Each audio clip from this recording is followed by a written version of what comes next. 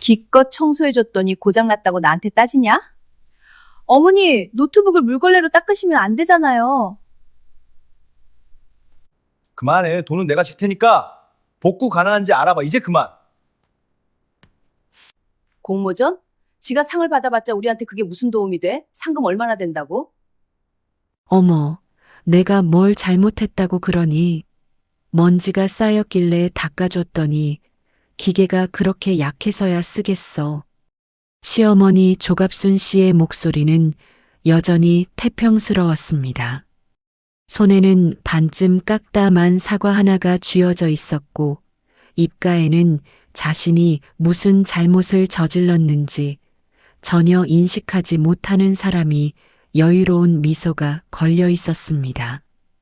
소파 위에 등을 기대고 앉아 사과 껍질을 길게 벗겨내리는 그 손놀림이 어찌나 능숙하고 평온한지 보는 사람 가슴이 더 아릴 지경이었습니다. 며느리 한은수 씨는 그 자리에 선 채로 움직이지 못했습니다. 두 발은 바닥에 뿌리를 내린 것처럼 붙어 있었고 두 눈은 거실 테이블 위에 올려진 노트북을 향해 고정되어 있었습니다. 액정은 거뭇거뭇하게 번진 채 완전히 죽어 있었습니다. 전원 버튼을 아무리 눌러도 반응이 없었습니다. 노트북의 키보드 사이사이 이음새마다 물기가 남아 있었고 본체 옆면으로는 이미 마른 물자국이 하얗게 굳어 있었습니다. 여러분 안녕하세요? 오늘 사연 함께 들으실 준비 되셨나요? 좋아요 버튼 먼저 눌러주시고 재미있게 들어주세요. 무료 버튼인 구독과 좋아요를 꾹 눌러주시면 구독자 여러분께 건강과 행운이 넘쳐나실 거예요. 자, 그럼 지금 바로 오늘 사연을 시작하겠습니다. 은수는 그 노트북이 단순한 기계가 아니라는 것을 누구보다 잘 알고 있었습니다. 그것은 지난 6달 동안 은수가 새벽마다 쪼개어 모은 시간들이 담긴 물건이었습니다. 아이가 잠든 뒤 밤 11시부터 자정을 넘겨 새벽 2시까지 부엌불을 끄고 안방불도 끄고 작은 방 창가에 홀로 앉아 마우스를 움직이던 그 시간들. 코피가 날 것 같은 두통을 참아가며 색깔을 고르고 선 하나를 수백 번 지우고 다시 그리던 그 밤들. 남편 진호가 당신 왜 이렇게 늦게 자? 낮에는 뭐 했는데? 라고 물으면 그냥 핸드폰 좀 봤어요 라고 웃어 넘기던 그 거짓말들. 그 모든 것이 담겨 있었습니다. 한국에서 가장 권위 있는 생활 가구 디자인 공모전. 올해로 22번째를 맞이하는 그 대회의 최종 후보 5명 안에 한은수라는 이름이 올라 있었습니다. 결과 발표는 사흘 뒤였습니다. 완성된 포트폴리오 파일 전체가 그 노트북 안에 있었습니다. 클라우드 백업은 해두지 못했습니다. 늘 다음에 해야지 미루다 결국 미처 옮기지 못한 파일들이었습니다. 그 사실을 아는 사람은 은수 본인뿐이었습니다. 조갑순 씨는 여전히 사과를 깎고 있었습니다. 아, 글쎄, 내가 노트북 있는 방에 들어갔더니 책상이 얼마나 지저분하든지 커피 얼룩도 그대로 있고 먼지도 쌓여 있고 내가 도저히 그냥 지나칠 수가 없잖아. 그래서 깨끗하게 닦아줬더니 이제 와서 나한테 뭘 어쩌라고? 은수는 천천히 숨을 들이켰습니다. 가슴 아래쪽이 쿵 내려앉는 것 같은 감각이 밀려왔지만 입술을 꾹 다문 채 버텼습니다. 그리고 물었습니다. 어머니, 혹시 노트북 위에 물 묻은 걸레 쓰셨어요? 응. 물걸레 아니면 뭘로 해? 마른 걸레로는 얼룩이 안 지워지는데. 전자기기에는 물을 쓰면 안 된다는 거 알고 계시잖아요. 그게 뭐? 그냥 걸레에 물 묻혀서 쓱 닦은 거지. 내가 물을 부은 것도 아니잖아. 도와주려다 그런 건데 그게 내 책임이냐? 대답이 없는 은수를 향해 갑수는 슬쩍 눈을 올려다 보았습니다. 그러고는 이내 시선을 내리깔며 깎아낸 사과 한 조각을 입에 넣었습니다. 씹는 소리가 유난히 크게 들렸습니다. 은수의 두 손이 천천히 주먹을 쥐었습니다. 손톱이 손바닥 안쪽을 파고드는 감각이 느껴졌지만 그 통증이 오히려 도움이 됐습니다. 지금 이 자리에서 쏟아내면 안 된다는 것을 알고 있었습니다. 울어도 안 되고 소리를 질러도 안 되고 노트북을 집어들고 뛰쳐나가도 안 됐습니다. 그것이 이 집안에서 은수가 10년 넘게 익혀온 법칙이었습니다. 참는 것. 아무리 억울해도, 아무리 화가 나도, 아무리 무너져 내려도 참는 것. 그 법칙이 지금 이 순간에도 은수의 두 발을 묶어놓고 있었습니다.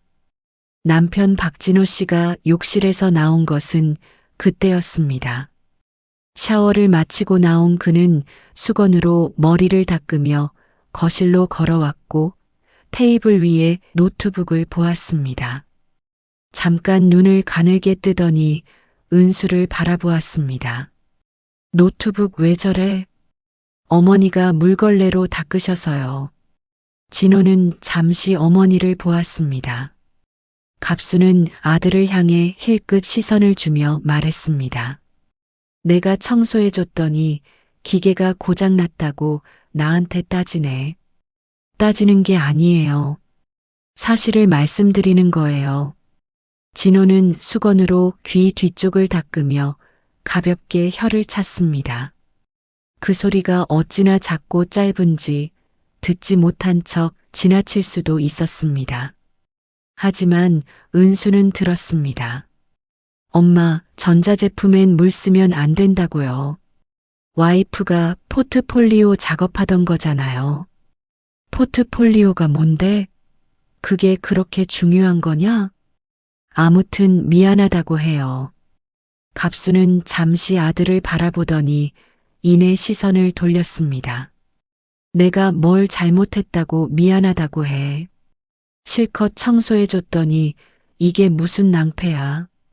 진호는 은수 쪽으로 고개를 돌렸습니다.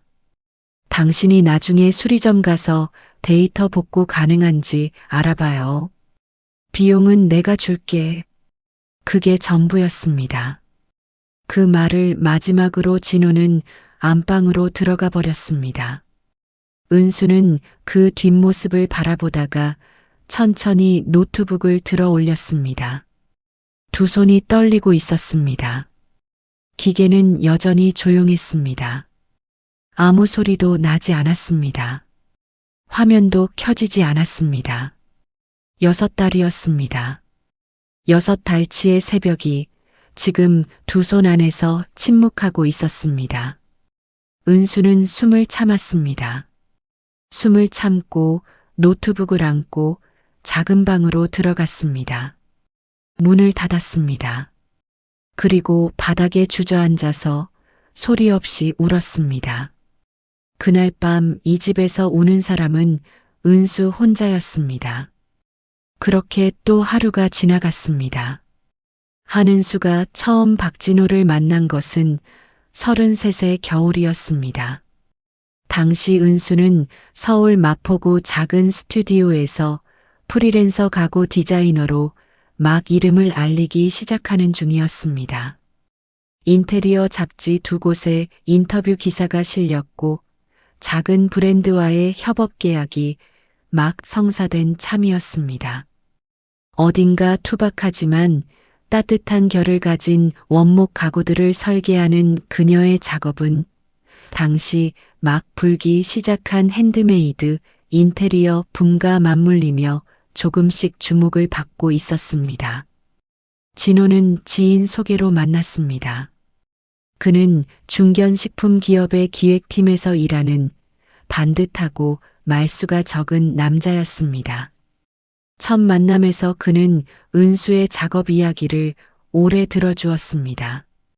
가구의 어떤 부분이 좋으냐고 물었고 나무 냄새가 좋다고 답하는 그녀에게 그러면 언젠가 나무로 가득한 집을 지어줄 수 있겠다고 농담을 건넸습니다.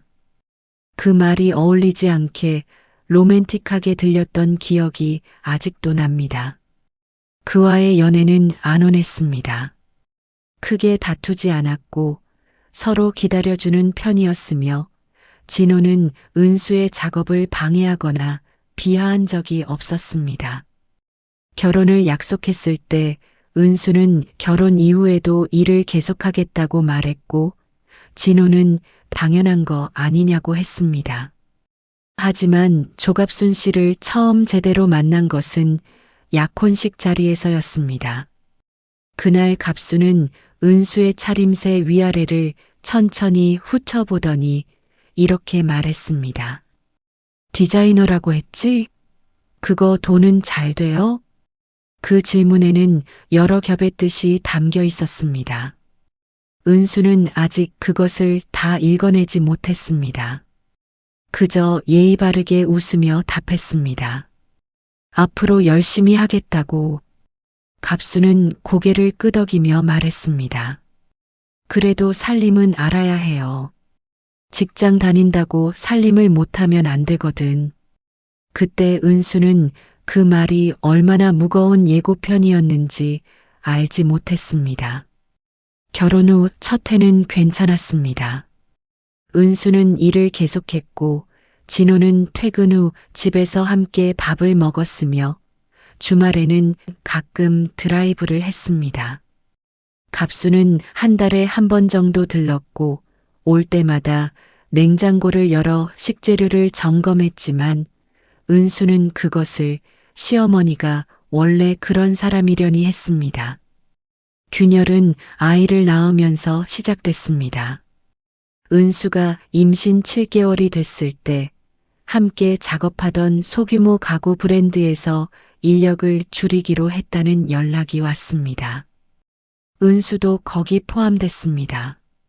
만상 몸으로 프리랜서 작업을 계속하기가 쉽지 않았고 출산 이후 몇 달은 어차피 제대로 일을 하기 어려울 것 같았습니다. 잠깐 쉬었다가 다시 시작하면 된다고 생각했습니다. 그 잠깐이 4해가 됐습니다. 아이는 타고난 예민한 체질이라 어렸을 때 잔병 치레가 많았습니다. 낮잠도 짧았고 깊은 밤에도 자주 깼습니다. 혼자 어르고 달래는 날이 대부분이었습니다. 진호는 회사 일이 많아 늦게 들어오는 날이 잦았고 집안일은 자연스럽게 은수의 몫이 됐습니다. 누가 시킨 것도 아니었습니다. 그냥 그렇게 됐습니다. 그 사이 갑수는 조금씩 더 자주 들르기 시작했습니다. 이번엔 냉장고만 열어보는 게 아니었습니다. 식단이 왜 이러냐, 아이한테 이런 건 먹이면 안 된다. 청소 상태가 왜 이러냐, 창문은 이쪽을 먼저 닦아야 한다. 말이 많아졌습니다. 그리고 명절이 돌아올 때마다 갑수는 은수를 집에서 불러냈습니다. 사흘이고 나흘이고 아침부터 밤까지 부엌에 세워두었습니다. 진호는 어머니 편도 은수 편도 들지 않았습니다. 그저 조용하기를 바랐습니다. 두 사람이 조금이라도 불편해 보이면 화제를 돌렸고 은수가 힘들다고 말하면 우리 엄마 원래 그런 사람이야 라고 했습니다.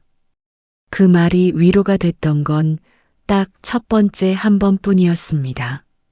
두 번째부터는 그 말이 오히려 더 지쳤습니다. 은수는 가끔 자신이 이 집에서 뭔가를 잃어가고 있다는 느낌이 들었습니다. 구체적으로 무엇인지는 몰랐습니다. 그냥 뭔가 원래 자기 것이었던 무언가가 조금씩 사라지는 것 같은 기분. 거울을 볼 때마다 낯선 얼굴이 보이는 것 같은 기분. 자신이 가구 디자인을 했던 사람이라는 사실이 점점 옛날 사람 이야기처럼 느껴지는 기분. 그 기분이 최절정에 달했던 건 결혼 4년째 되던 해봄이었습니다. 은수가 오래 알고 지낸 디자이너 선배가 자신의 브랜드를 런칭했다는 소식을 들었을 때였습니다. 그 선배는 은수가 잘 알던 선배로 실력도 비슷한 선상에 있었던 사람이었습니다. 아니, 솔직히 말하면 은수가 조금 더 앞서 있다고 생각했던 사람이었습니다. 그 선배가 이제 자신의 이름을 단 브랜드로 인터뷰를 하고 있었습니다. 한 인테리어 매거진 표지에 선배의 얼굴이 실렸습니다. 은수는 손가락으로 잡지 표지를 조용히 쓸어내리며 사진을 한참 동안 바라봤습니다.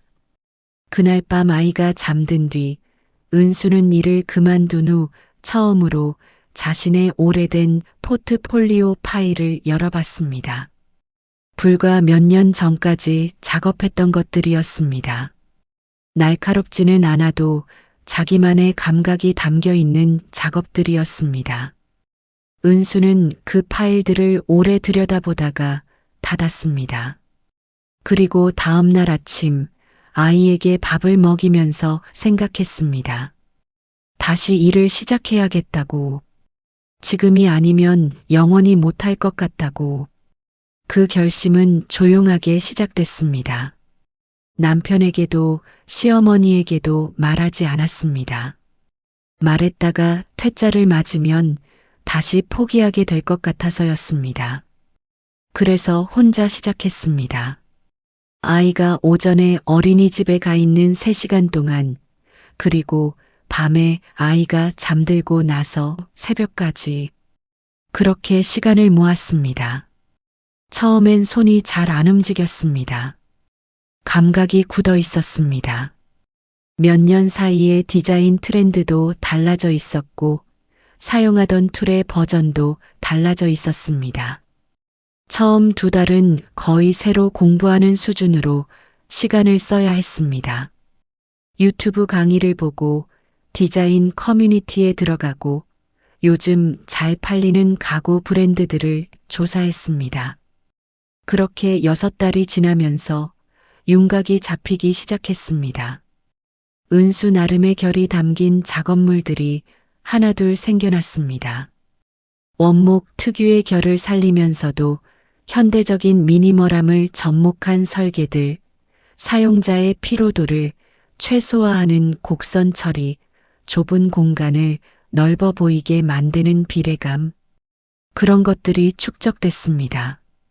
그때 공모전 공고를 발견했습니다. 국내 생활 가구 디자인 공모전. 비전문가도 지원 가능. 당선작은 실제 제품화 가능성 검토. 최종 입상자에게는 업계 소개 기회 제공. 은수는 공고문을 읽고 또 읽었습니다. 심장이 천천히 빠르게 뛰기 시작했습니다. 이걸 해도 되는 건지 잠깐 망설였습니다. 그러다가 스스로에게 물었습니다. 왜 안 되는데? 그 대답 하나로 충분했습니다. 은수는 지원서를 작성했습니다. 한 달 뒤 최종 후보 5명 안에 이름이 올랐다는 이메일이 왔습니다. 은수는 그 이메일을 회사 로고가 그려진 하얀 화면을 보며 한참 동안 읽고 또 읽었습니다. 2 눈이 벌겋게 달아올랐습니다. 눈물이 나오려 했지만 참았습니다. 아이가 옆방에서 자고 있었습니다. 그 이후로 은수의 새벽 작업은 더 치열해졌습니다. 최종 발표 전까지 추가 포트폴리오 제출 기회가 있었습니다. 은수는 3개의 신작 디자인을 완성하기 위해 하루 평균 수면이 4시간도 안 되는 날들을 버텨냈습니다. 허리가 아파서 파스를 등에 붙이고 앉아 작업했습니다. 눈이 침침해서 안약을 눈에 넣어가며 화면을 봤습니다. 하지만 힘들지 않았습니다. 이상하게도 전혀 힘들지 않았습니다. 몸은 피곤한데 마음은 살아 있었습니다. 이 감각, 오래전에 잃어버렸다고 생각했던 이 감각이 다시 돌아와 있다는 것이 느껴졌습니다. 그것은 자신이 존재한다는 감각이었습니다.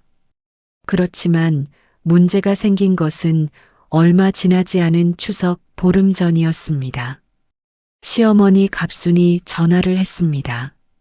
올해 추석은 예년보다 일찍 준비를 함께 해야 한다고 했습니다. 시누이 박진아 씨 가족도 이번엔 추석 전날부터 오기로 했다며 그러면서 일손이 필요하니 은수도 전날에 오라고 했습니다. 날짜를 들은 은수는 속이 철렁했습니다. 최종 포트폴리오 제출 마감이 추석 이틀 전이었습니다. 은수는 조심스럽게 말을 꺼냈습니다. 어머니, 죄송한데 저 이번 추석에 하루 늦게 내려가도 될까요? 급하게 처리해야 할 일이 있어서요. 전화기 너머의 갑수는 바로 반응했습니다. 일? 무슨 일? 네가 직장 다니는 것도 아니잖아. 아, 개인 작업 관련해서요. 마감이 있어서요. 마감이라니? 개인 작업이면 미루면 되는 거 아냐? 며느리가 명절에 안 오면 손님을 누가 치러? 진아도 오고 진아 시댁 사람들도 올 수 있는데 하루 늦게 가는 거예요. 다음 날 아침에 바로 내려갈게요. 그게 그거지. 다른 집 며느리들 다 명절 전날부터 와서 준비하는데 유나는 그거 얼마나 번다고 그래? 프리랜서가 그게 밥이나 먹여줘? 은수는 입술을 잠깐 깨물었습니다. 그러고는 차분하게 말했습니다. 어머니, 저 이번에 디자인 공모전 최종 후보에 올랐어요. 마감 기한이 추석 바로 다음이에요. 이게 저한테 정말 중요한 일이거든요. 침묵이 흘렀습니다. 공모전. 네. 거기서 네가 상을 받아봤자 우리한테 그게 무슨 도움이 돼? 상금 얼마나 된다고. 은수는 아무 말도 하지 않았습니다. 하여간 어떻게 할지 진우한테 얘기해. 나한테 이래라 저래라 하지 말고. 갑수는 전화를 끊었습니다. 그날 저녁 남편 진우에게 사정을 이야기했을 때 진우는 고개를 끄덕이며 말했습니다. 알겠어. 엄마한테 내가 말해볼게. 하지만 진우는 그 뒤로 어머니에게 전화를 하지 않았습니다. 아니, 했을 수도 있었습니다. 은수는 알 수 없었습니다. 어쨌든 갑순에게서 다시 연락이 오지 않았고 은수는 그것을 암묵적인 허락으로 받아들이기로 했습니다. 그리고 혼자 작업에 집중했습니다. 추석 사흘 전 은수는 드디어 3개의 신작 디자인을 완성했습니다. 마지막 파일 저장 버튼을 누르던 순간의 그 안도감을 뭐라 표현해야 할지 몰랐습니다. 어깨가 바닥으로 쭉 내려가는 것 같았고 눈 뒤쪽이 뜨거워지는 것 같았습니다. 은수는 화면을 바라보며 한참을 아무 말도 못했습니다. 제출하고 나면 그 뒤는 결과를 기다리기만 하면 됩니다. 그리고 시댁에 내려가도 충분했습니다. 그래서 은수는 다음 날 아이를 학교 버스에 태워보내고 마감 파일을 최종 점검하면서 오전을 보냈습니다. 오후에는 제출을 완료했습니다. 완료 확인 메일을 받았을 때 은수는 처음으로 큰 소리로 웃었습니다. 혼자 부엌에 서서 천장을 향해 웃었습니다. 그리고 다음 날 아침에는 시댁으로 내려가기 위해 가방을 싸기 시작했습니다.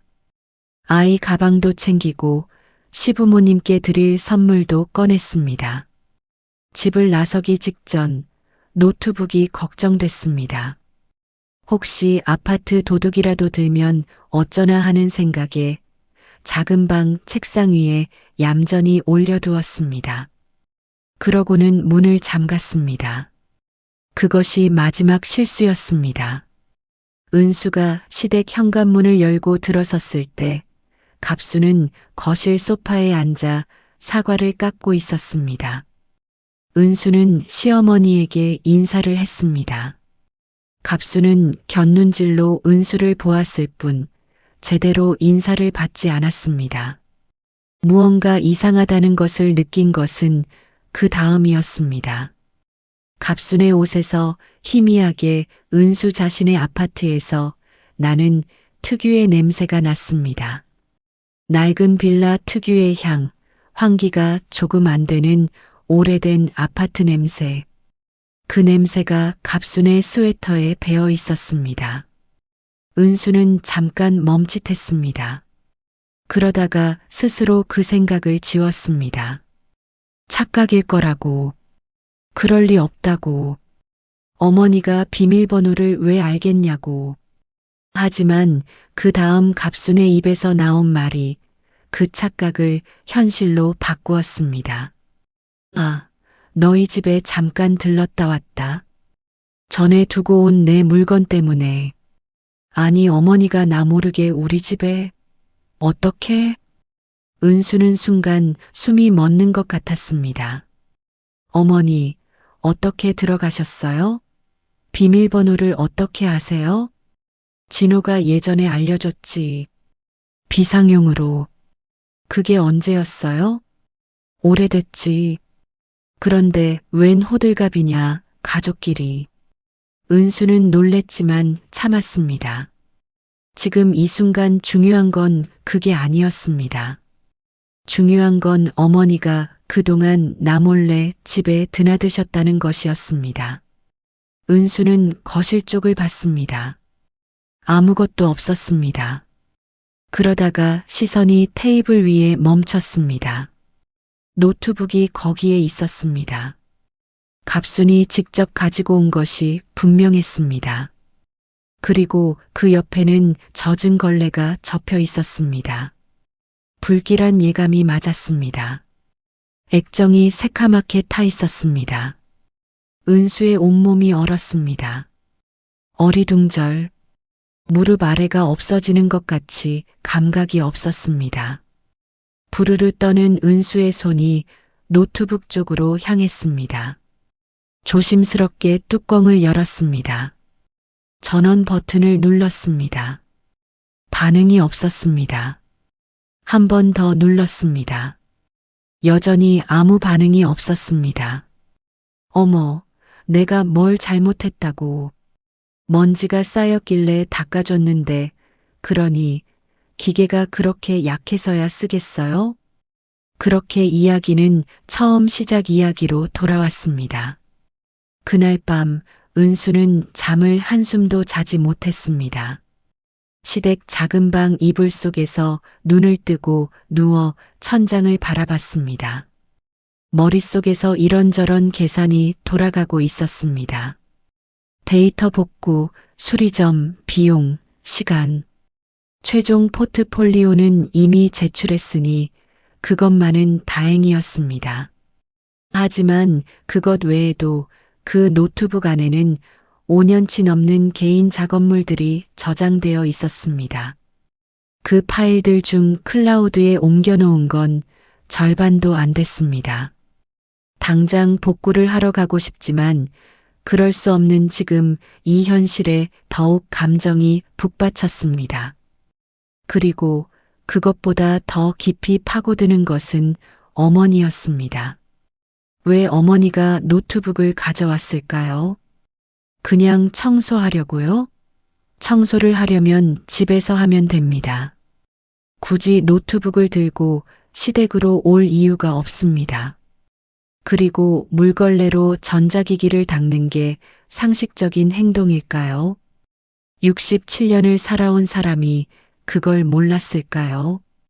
은수는 혼자서 잠도 못 자고 걱정과 질문들로 밤새 울음을 삼켰습니다. 명절 아침이 밝았습니다. 은수는 일어나서 세수를 하고 부엌으로 나갔습니다. 갑수는 이미 부엌에서 움직이고 있었습니다. 시누이 박진아 씨와 그 남편, 두 아이도 전날 밤 도착해서 집안이 부쩍 소란스러워져 있었습니다. 진아는 은수를 보자마자 자연스럽게 말을 걸었습니다. 옳게 왔네. 어제는 바빴어? 엄마한테 들었어. 공모전 한다고. 응, 어제 또 제출 마감이 있었어. 오, 그래. 잘 됐다. 오빠한테는 얘기했어?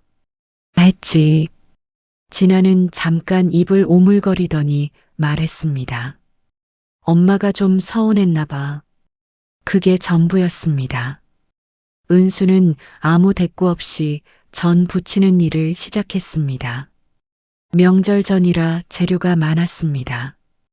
고사리 나물, 도라지 나물, 시금치 나물, 갖가지 전들. 갑수는 옆에서 지시를 내렸습니다.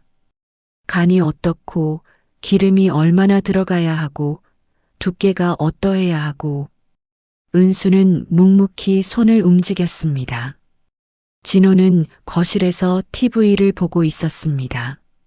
진아의 남편도 진호 옆에서 같이 TV를 보고 있었습니다.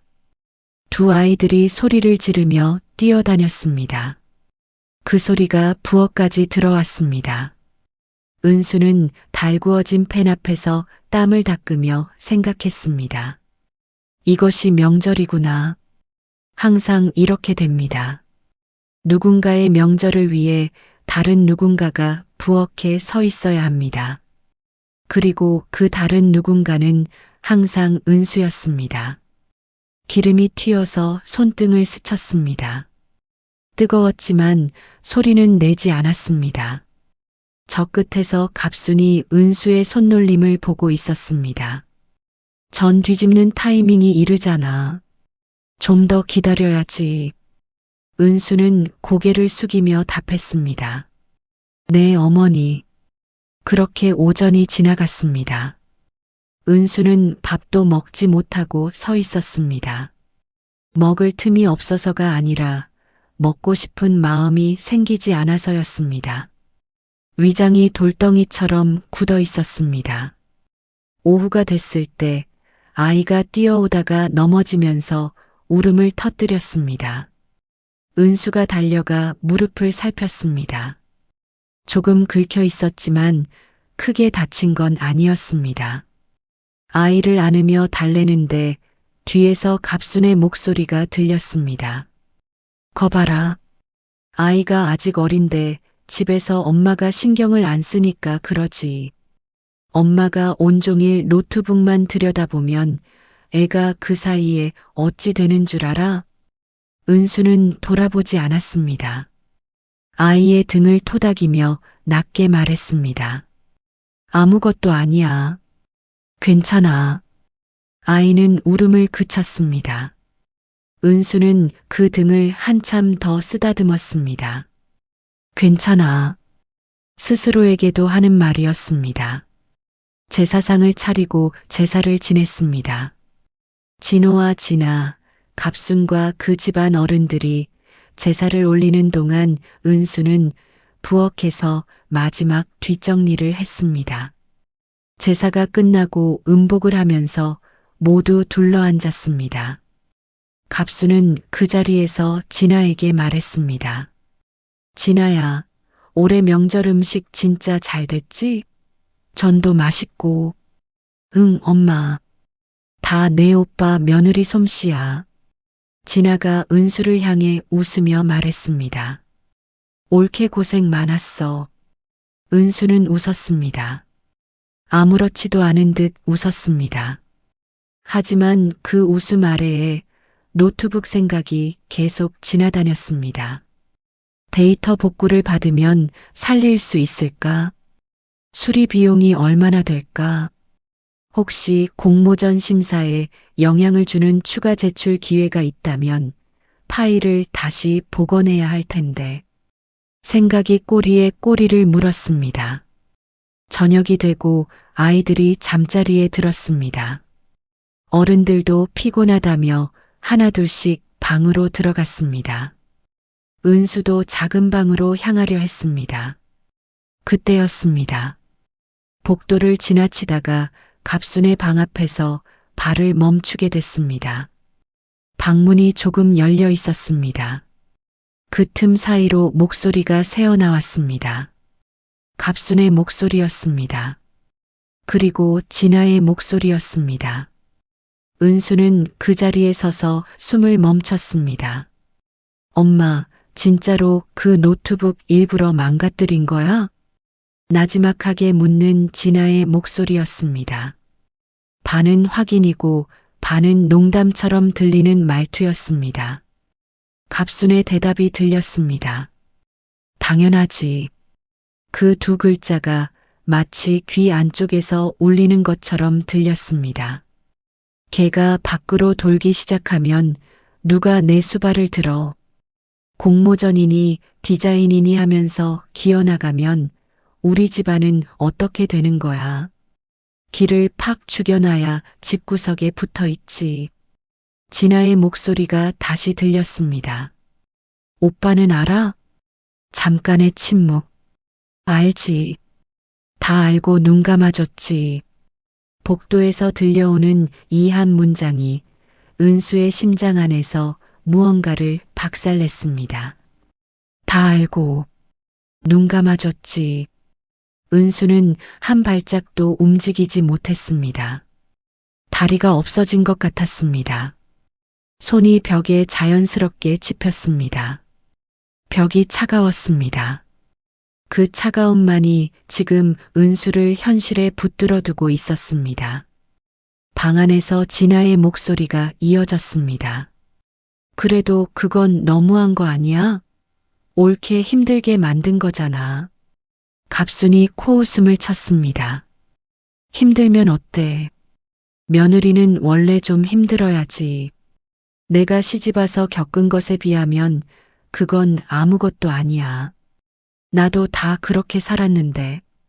은수는 그 목소리를 들으며 생각했습니다. 나는 이 집에서 사람이 아니었구나. 그 생각이 불현듯 왔고 불현듯 모든 것이 또렷해졌습니다. 어머니가 노트북을 망가뜨린 게 사고가 아니었다는 사실. 남편이 그걸 알고 있었다는 사실.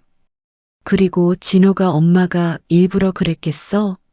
수리 비용 내줄게라고 했던 그 태어남이 무엇이었는지 모두가 알고 있었습니다. 은수만 몰랐습니다. 은수는 천천히 벽에서 손을 뗐습니다.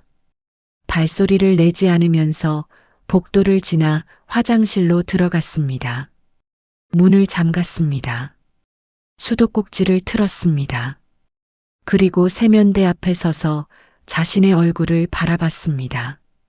거울 속의 얼굴이 낯설었습니다. 눈 아래 다크서클, 입가에 주름, 피곤함이 얼굴 전체에 배어있는 38살의 얼굴. 은수는 수도꼭지에서 나오는 물소리를 들으며 눈을 감았습니다. 믿었던 사람이었습니다. 아무리 무심해도, 아무리 어머니 편만 들어도, 내 편은 아니더라도 나를 해치는 사람은 아니라고 믿었던 사람이었습니다.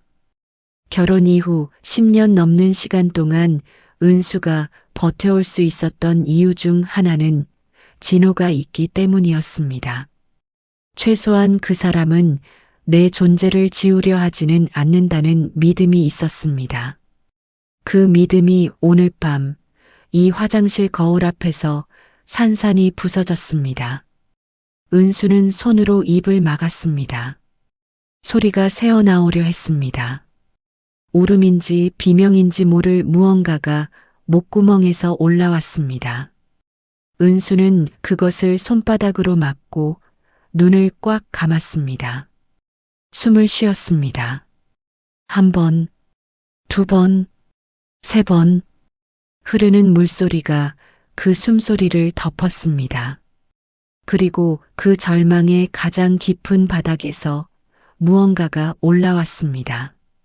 분노였습니다. 차갑고 조용한 분노였습니다.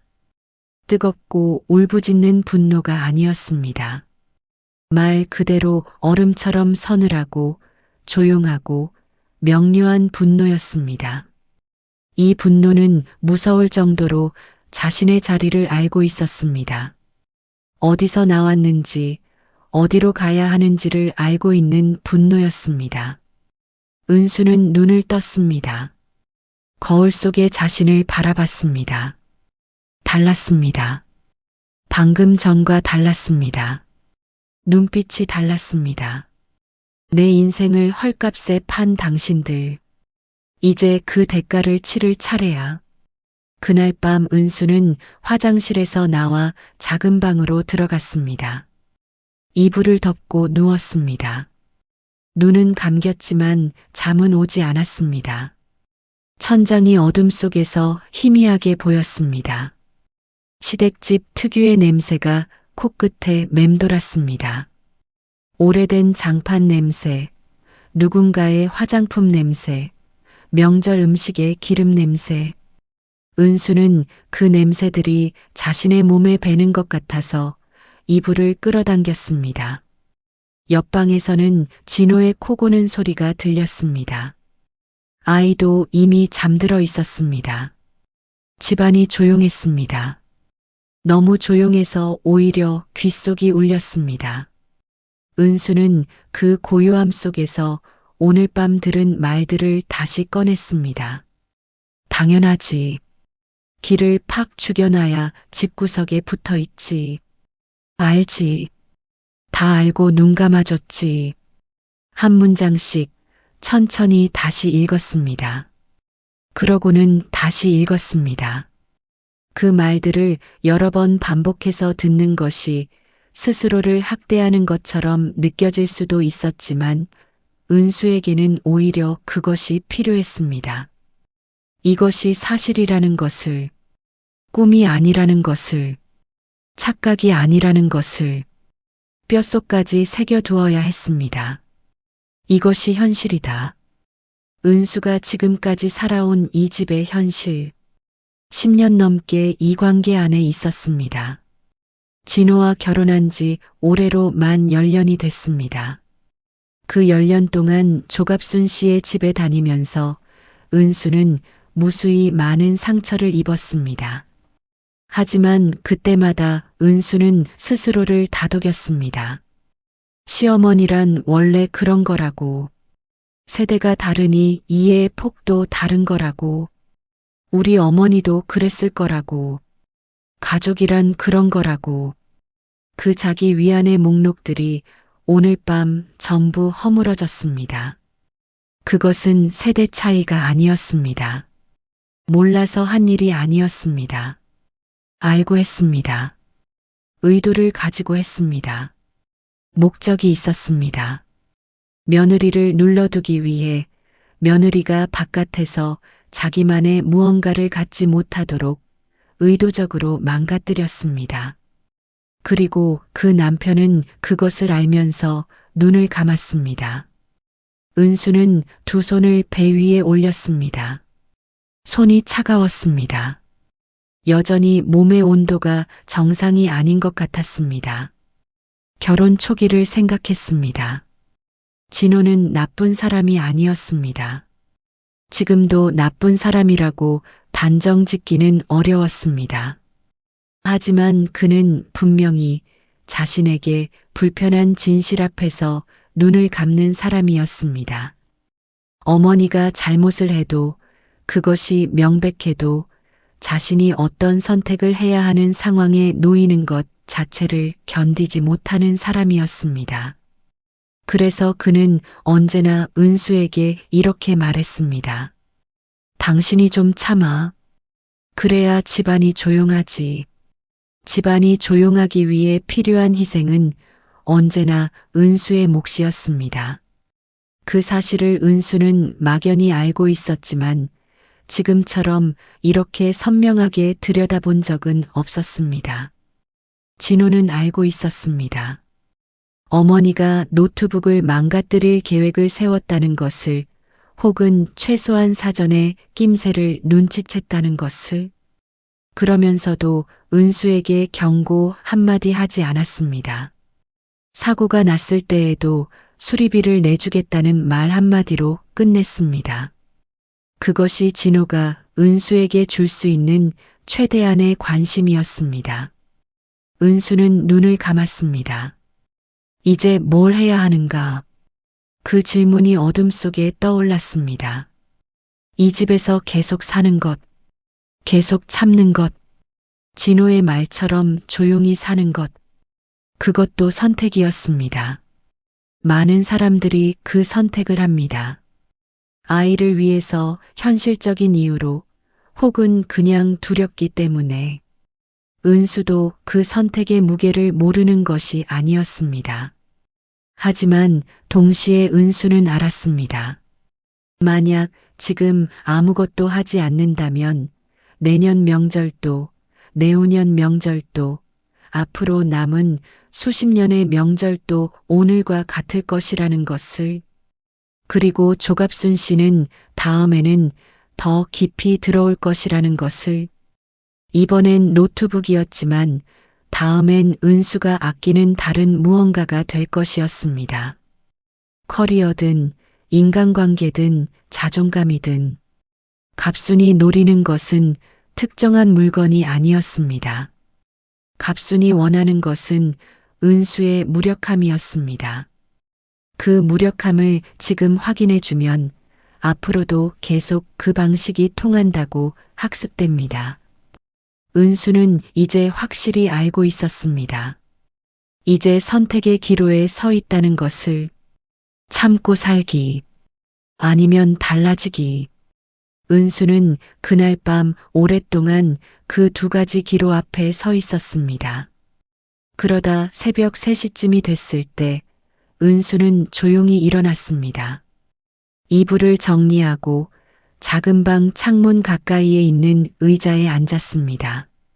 창문 너머로 시댁 마을의 밤이 보였습니다. 가로등 불빛 아래로 밤이 조용했습니다.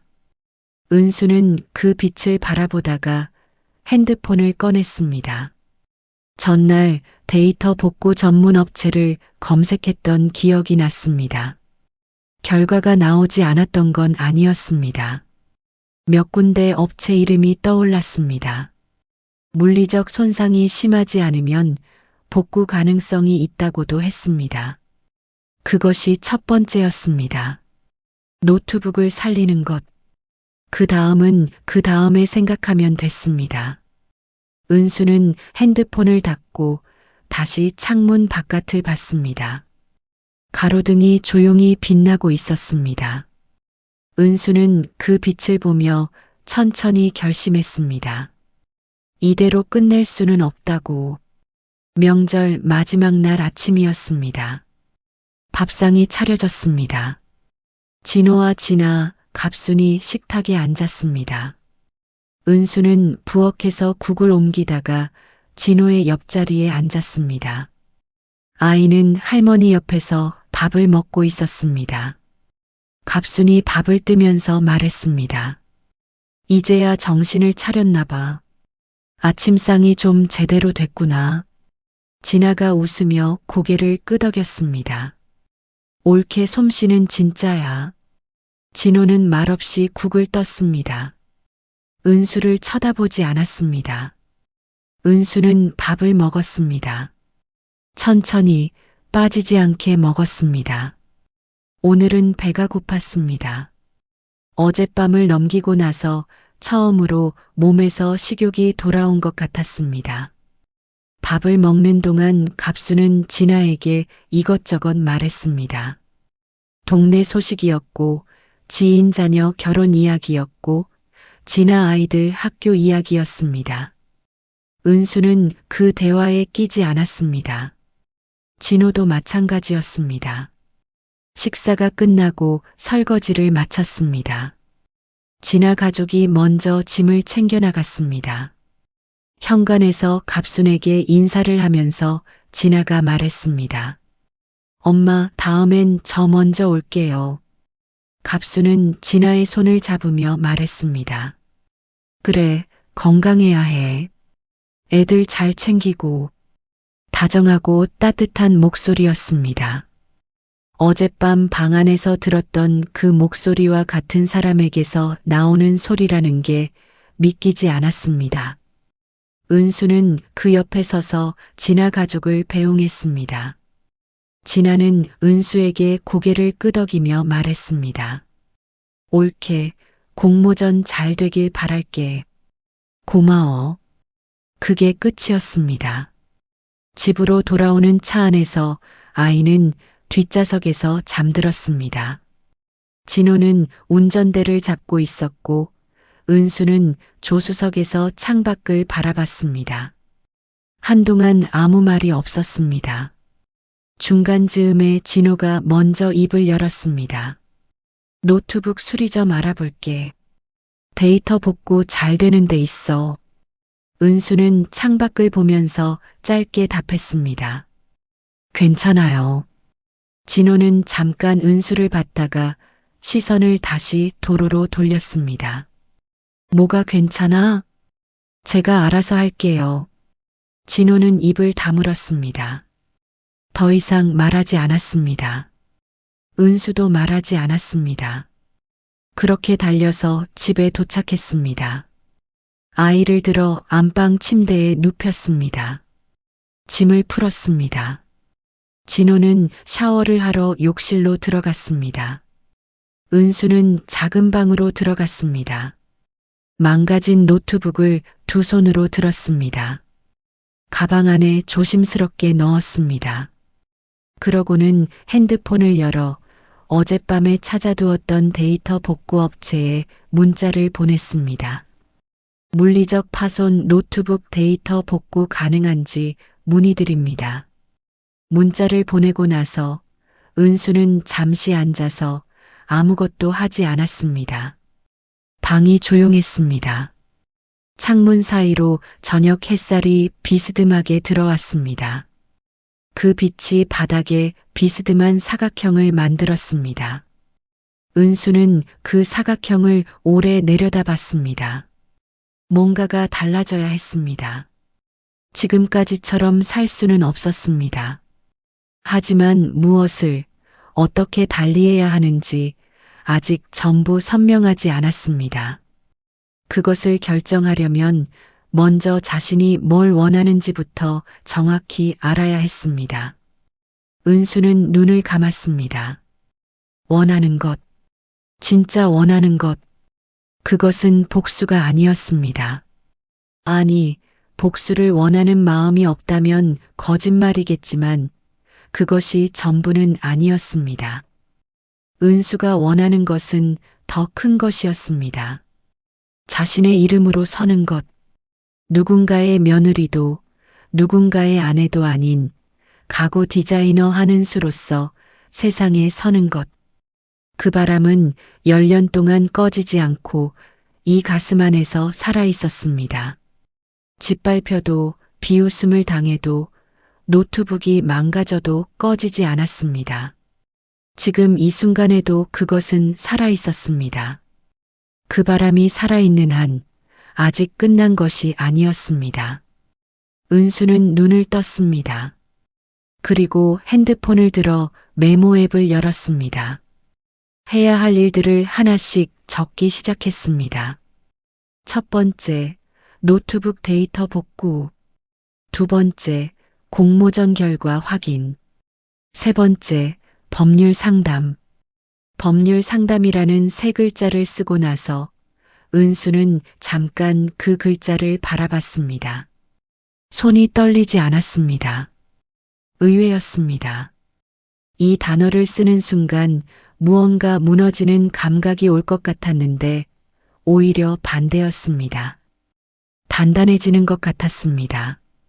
은수는 저장을 눌렀습니다. 그날 밤 진호가 식사를 하자며 부엌으로 불렀습니다. 은수는 나가서 같이 밥을 먹었습니다. 평소와 다름없이 대화를 했습니다.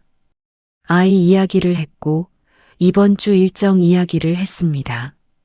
진호는 은수의 표정에서 뭔가 다른 것을 읽으려는 듯 가끔 시선을 줬지만 은수는 그 시선을 받아내면서도 흔들리지 않았습니다.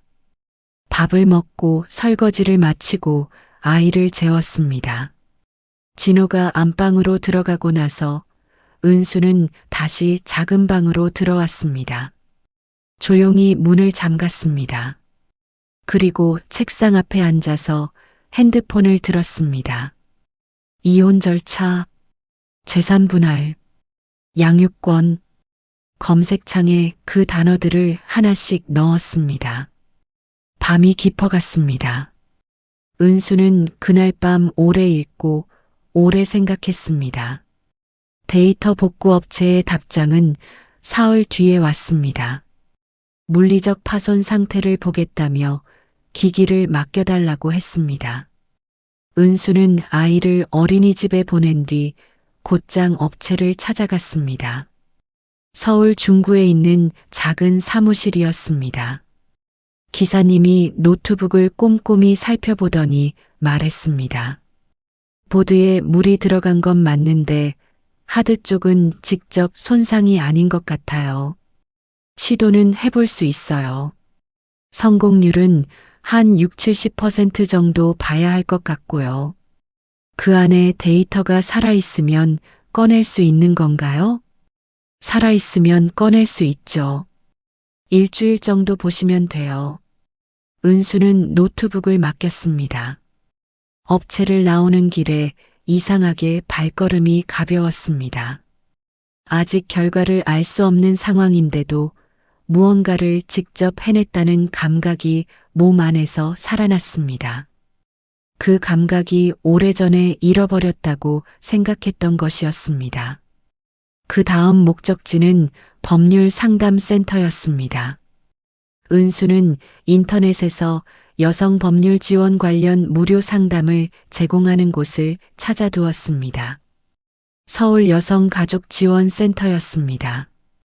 예약을 잡은 것이 이틀 전이었습니다.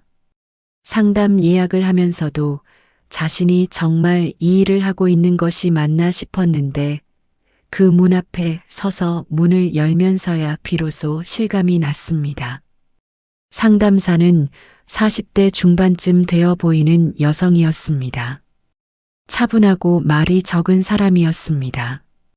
은수가 이야기를 꺼냈을 때 판단을 내리는 눈빛이 없었습니다.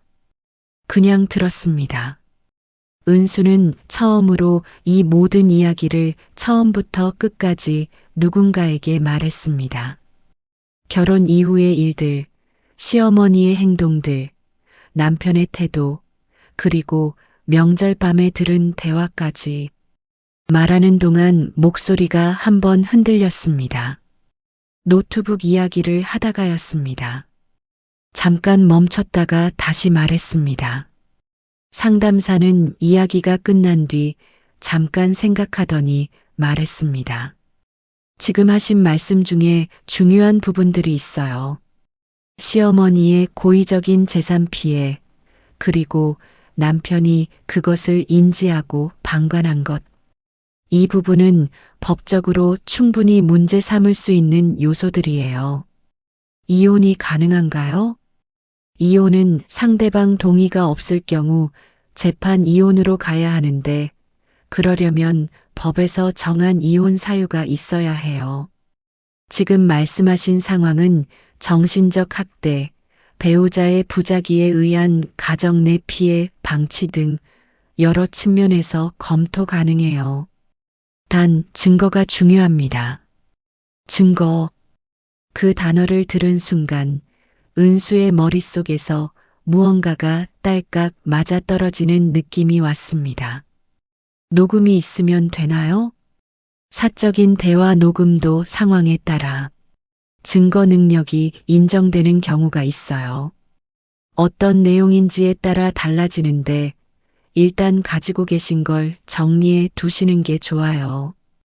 은수는 상담을 마치고 나서 한동안 건물 앞 벤치에 앉아 있었습니다. 하늘이 맑았습니다. 바람이 불었습니다. 생각이 많았습니다. 두려움도 있었습니다. 이혼이라는 단어를 이제 현실 문제로 다루고 있다는 것이 여전히 비현실적으로 느껴지는 부분도 있었습니다.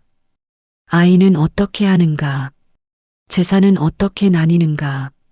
앞으로 은수 혼자 살아가는 것이 가능한가? 하지만 그 두려움보다 더 큰 것이 있었습니다. 만약 지금 이 자리에서 돌아선다면 그것이 더 두렵다는 것. 20해 뒤에 혹은 30해 뒤에 나는 무엇으로 남겨질 것인가? 가구 디자이너였던 사람으로 남겨질 것인가? 아니면 그냥 박진호의 아내, 조갑순의 며느리로만 남겨질 것인가? 은수는 벤치에서 일어났습니다. 그리고 집으로 돌아왔습니다. 그날 이후 은수는 조용하게 준비를 시작했습니다. 겉에서 보면 아무것도 달라진 것이 없었습니다. 아침에 일어나서 아이를 챙기고 밥을 만들고 집안을 돌봤습니다. 진호와도 평소처럼 대화를 나눴습니다. 갑순이 전화를 하면 예의 바르게 받았습니다. 하지만 작은 방 책상 아래 서랍 안에는 달라진 것들이 하나씩 쌓이고 있었습니다. 가장 먼저 한 것은 기록이었습니다. 은수는 그동안 기억하고 있는 시어머니의 행동들을 날짜별로 정리해 문서로 만들었습니다. 정확한 날짜가 기억나지 않는 것들은 연도와 계절만이라도 적었습니다. 명절마다 이틀 이상 시댁에서 혼자 일한 것, 허락 없이 집에 들어온 것, 노트북을 파손시킨 것, 그리고 무엇보다 명절 밤에 들은 대화. 그 대화는 녹음이 없었습니다.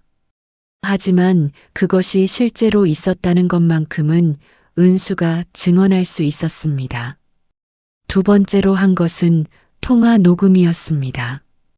핸드폰 녹음 기능을 설정해 두고 갑순에게서 전화가 올 때마다 자동으로 녹음이 시작되도록 했습니다. 갑순은 전화에서도 자신의 습관을 숨기지 않았습니다. 며느리는 집에 붙어 있어야 한다는 말, 공모전이 무슨 의미가 있냐는 말, 은수가 일을 하면 아이를 방치하는 것이라는 말들이 한 통화에도 두세 번씩 나왔습니다. 은수는 그것들을 다 모았습니다. 세 번째로 한 것은 재정 파악이었습니다. 결혼 생활 동안 자신의 명의로 된 것들이 무엇인지, 공동 자산이 무엇인지 살폈습니다.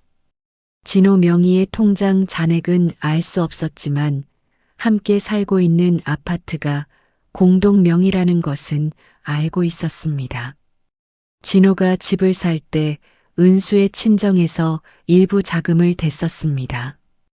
그 금액이 얼마인지도 다시 확인했습니다. 네 번째로 한 것은 공모전 결과를 기다리는 것이었습니다. 데이터 복구 업체에서 연락이 온 것은 맡긴 지 엿새 만이었습니다. 데이터 살아있어요. 거의 다 복구됐습니다. 그 문자를 받는 순간 은수는 그 자리에서 주저앉을 뻔했습니다. 부엌에 서 있다가 냉장고 손잡이를 잡았습니다. 눈이 뜨거워졌습니다. 이번엔 참지 않았습니다. 조용히 눈물이 흘렀습니다. 살아있었습니다. 6달의 새벽이 허리를 구부리고 눈을 비비며 만든 그 시간들이 지워지지 않았습니다. 은수는 그날 오후 곧장 업체를 찾아가 외장하드의 데이터를 모두 받아왔습니다. 집에 돌아와서 새 노트북을 연결했습니다. 진호가 예전에 쓰다 방치해둔 구형 노트북이었습니다. 성능이 좋지 않아서 프로그램이 느리게 돌아갔지만 상관없었습니다. 파일이 열렸습니다. 작업들이 살아있었습니다. 은수는 그 화면을 보면서 한참을 아무것도 하지 않고 앉아 있었습니다. 그리고 이틀 뒤 공모전 결과 발표가 났습니다. 이메일로 먼저 왔습니다. 오전 10시였습니다. 아이를 어린이집에 보내고 집에 혼자 있었습니다. 메일 앱에 알림이 뜨는 것을 봤을 때 심장이 덜컥했습니다. 핸드폰을 들었다 놓았다를 2번 반복했습니다. 그러고는 열었습니다. 수신인 한은수님 귀중. 올해 생활가구 디자인 공모전 결과를 알려드리게 되어 기쁘게 생각합니다. 그 다음 줄을 읽기까지 2번 눈을 감았다 떴습니다.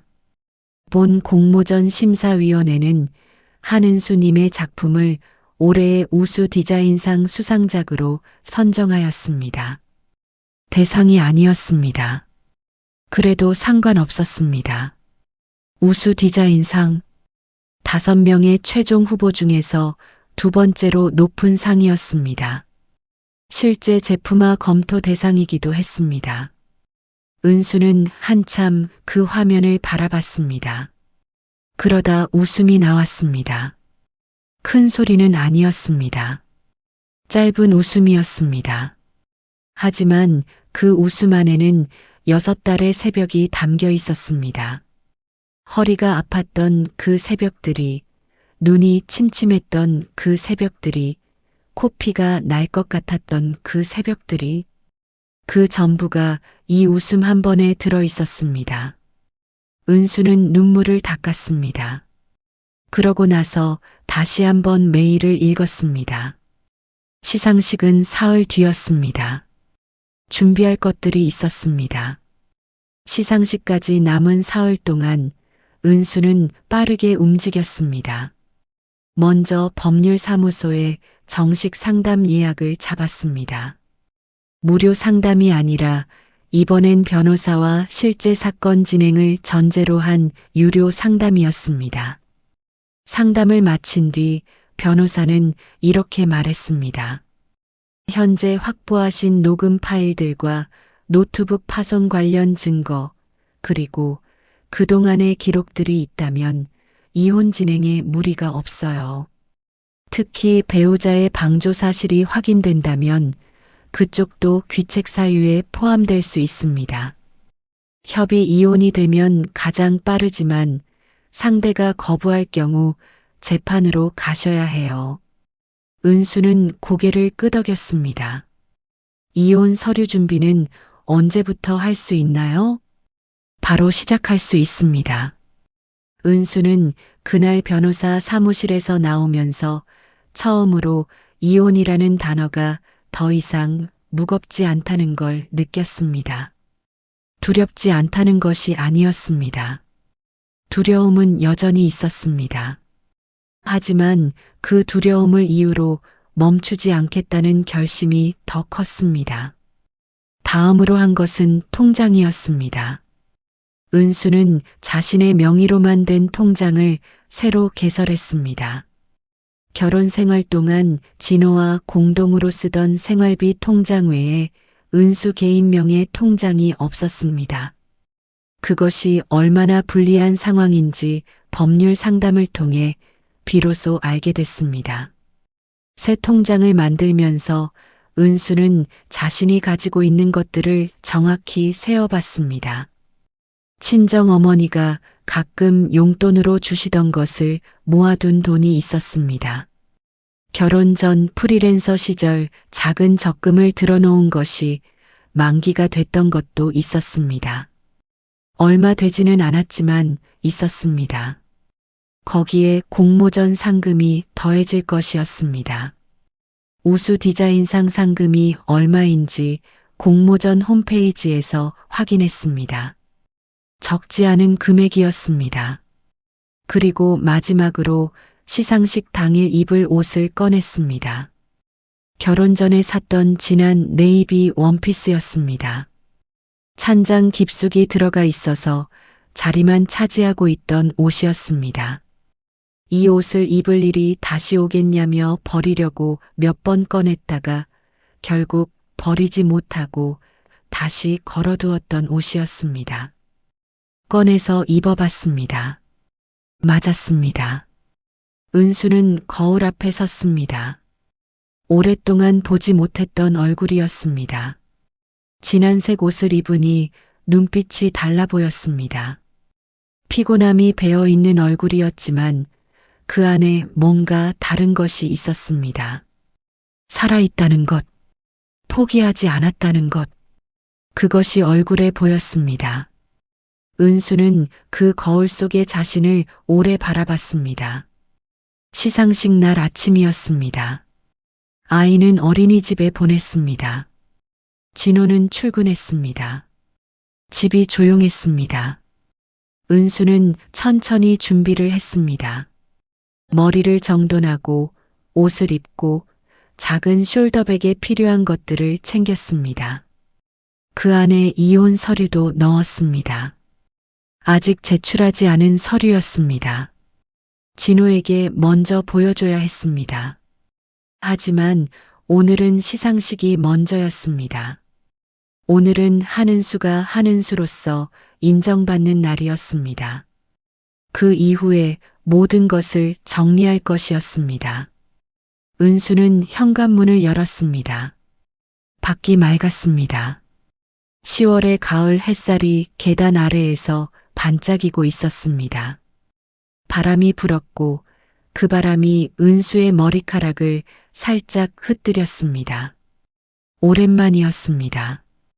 혼자 이 현관을 나서는 것이 누군가를 챙기지 않고 누군가의 일정을 확인하지 않고 그냥 은수 혼자만의 이유로 이 문을 여는 것이 은수는 발을 내디뎠습니다.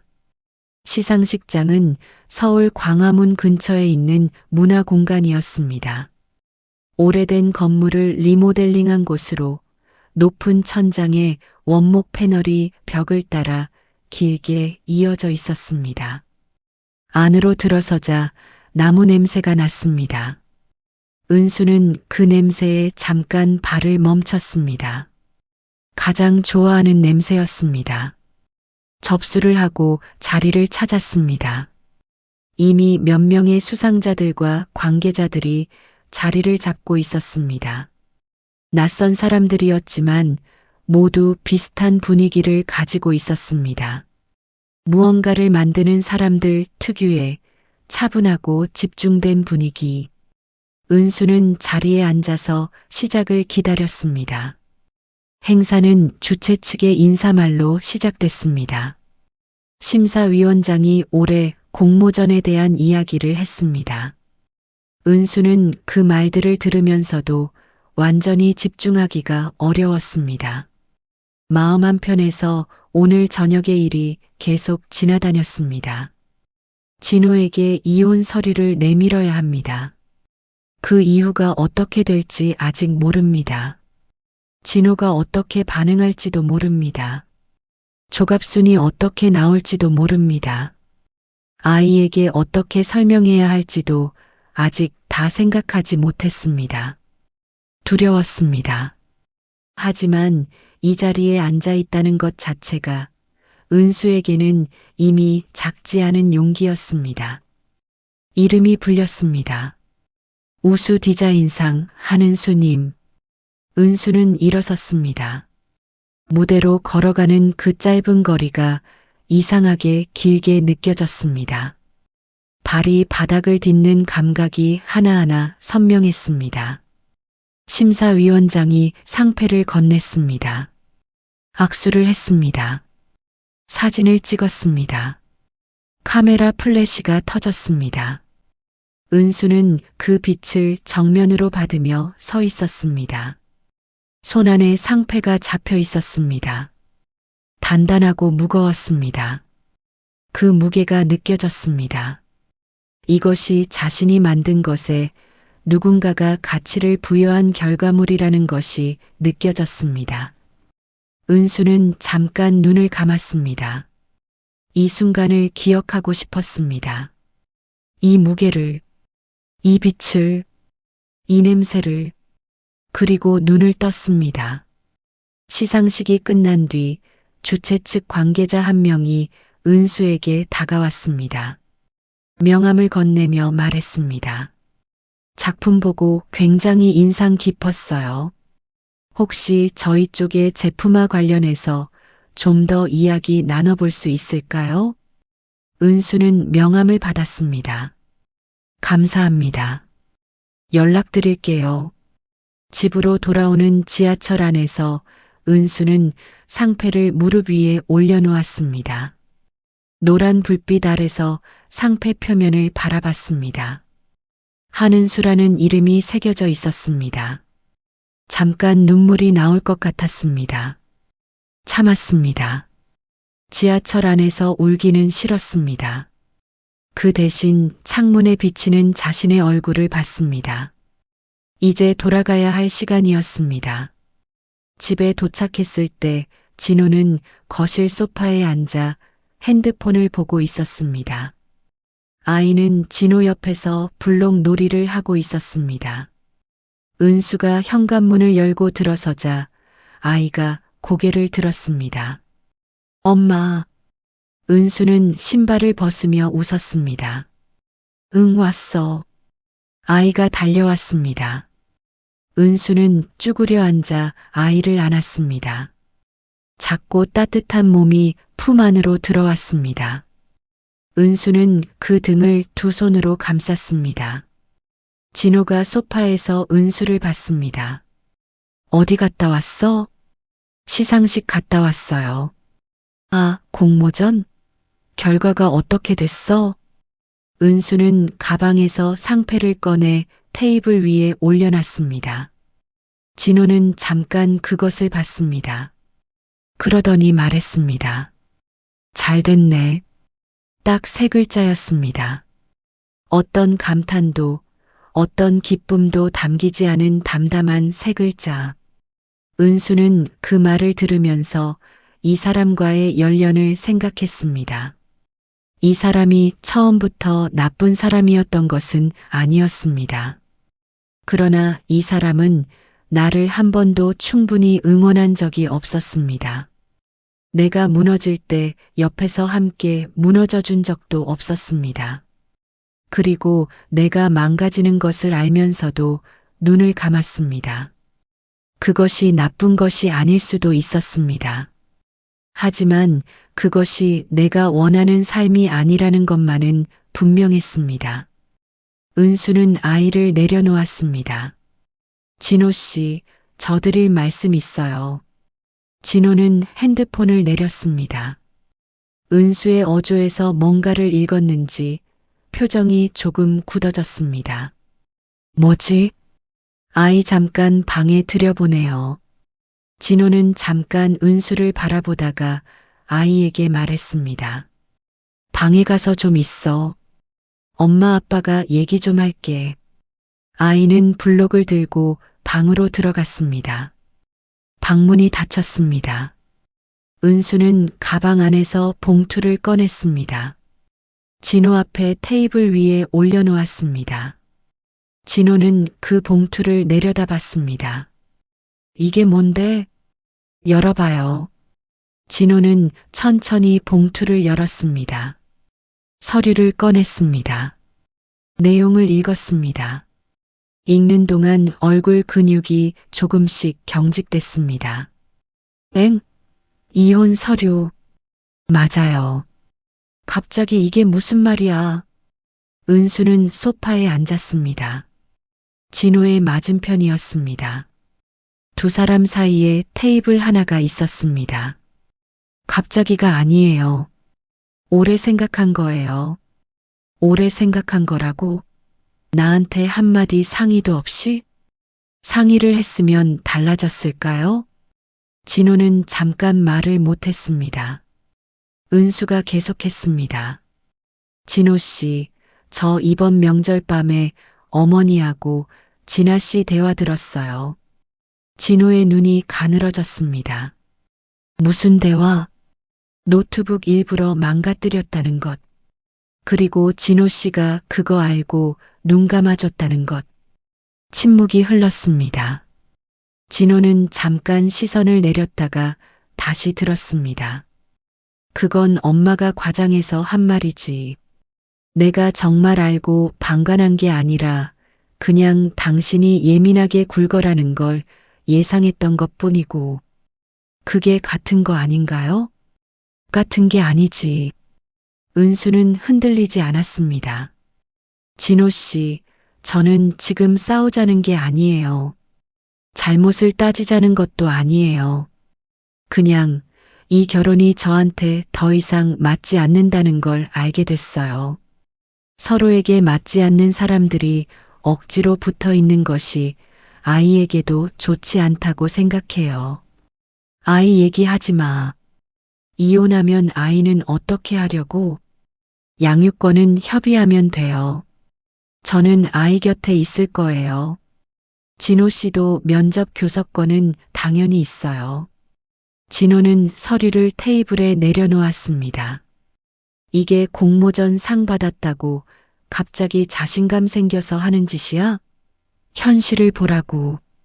지금 직장도 없고 수입도 없는 상태에서 혼자 아이를 어떻게 키울 건데? 은수는 잠깐 그 말을 씹었습니다. 그리고 조용하게 답했습니다. 그 문제는 제가 해결할게요. 걱정 안 하셔도 돼요. 진호는 잠깐 입을 열었다가 닫았습니다.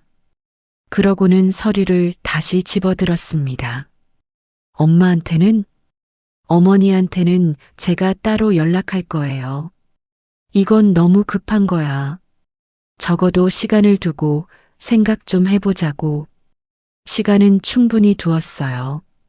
진호 씨는 몰랐겠지만 또 침묵이 왔습니다. 진호는 그 침묵 안에서 뭔가를 정리하려는 것처럼 보였습니다.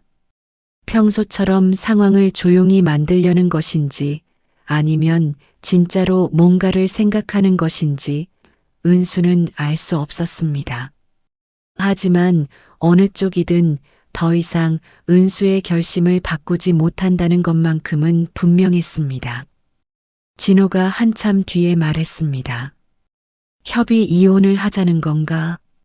일단 협의 이혼을 시도할 거예요. 당신이 협조해주면 그게 제일 빠르고 서로 덜 힘들어요. 재산은? 변호사 통해서 이야기 나눌게요. 진호는 서류를 내려놓고 소파에 등을 기댔습니다. 손으로 이마를 짚었습니다. 은수는 그 모습을 보면서 이상하게 아무 감정도 오르지 않는다는 것을 느꼈습니다. 측은하지도 분하지도 슬프지도 않았습니다. 그냥 덤덤했습니다. 마치 오래 고민하다가 드디어 답을 낸 시험지를 제출한 뒤에 그 비어있는 느낌 같았습니다. 잠시 뒤 진호가 말했습니다. 일단 알겠어. 그 두 글자가 이 밤 가장 긴 대화의 끝이었습니다. 그날 밤 은수는 아이 옆에 누웠습니다. 아이는 이미 잠들어 있었습니다. 조용한 숨소리가 들렸습니다. 은수는 그 숨소리를 들으면서 손을 뻗어 아이의 볼을 살짝 쓸었습니다. 보드라웠습니다. 이 아이한테는 잘 설명해줘야 합니다. 아직 어렸지만 이해할 수 있는 나이였습니다. 엄마 아빠가 각자의 집에서 살게 될 거라는 것. 그래도 두 사람 모두 너를 사랑한다는 것. 그것을 이 아이가 받아들일 수 있는 말로 충분한 시간을 두고 이야기해야 했습니다. 두려웠습니다. 이 아이가 상처를 받을까봐 두려웠습니다. 엄마 아빠 싸우는 것을 보는 것보다 훨씬 덜 상처이길 바랐지만 그것이 은수의 바람일 뿐 현실을 보장하지 않는다는 것도 알았습니다. 하지만 그 두려움도 버텨낼 것이었습니다. 이 아이에게 보여줄 수 있는 가장 좋은 것은 엄마가 자신의 삶을 스스로 설계하는 모습이라는 것을 은수는 믿었습니다. 참고 견디는 어머니가 아니라 자신이 원하는 방향으로 나아가는 어머니. 그 모습이 이 아이에게 언젠가 의미 있는 기억이 될 것이라고 믿었습니다. 은수는 아이의 이마에 가볍게 입을 맞췄습니다. 그리고 천장을 바라봤습니다. 내일 해야 할 일이 또 있었습니다. 조갑순에게 연락해야 했습니다. 그것이 쉬운 일이 아니라는 것은 알았습니다. 갑수는 분명히 난리를 칠 것이었습니다. 뒷목을 잡을 수도 있고 소리를 지를 수도 있었습니다.